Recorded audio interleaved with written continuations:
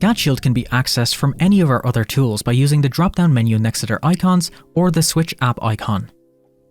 Once you have accessed GAT Shield, you will be greeted with the welcome screen. From here, you can find helpful links for most of our popular use cases, as well as links to our knowledge base and a contact link for our support team. You will also be able to navigate to any area of the tool using the side panel, which you can expand or minimize using the button next to the GAT Shield logo.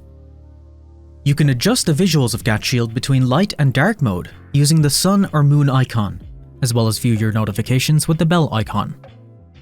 By selecting your user icon in the corner, you can view information about the current user, sign out, change your language, and adjust user settings such as the time and date format. Please remember that you can always reach out to our support team. We're more than happy to help guide you and answer any questions you may have. The next video in the playlist will cover the dashboard area.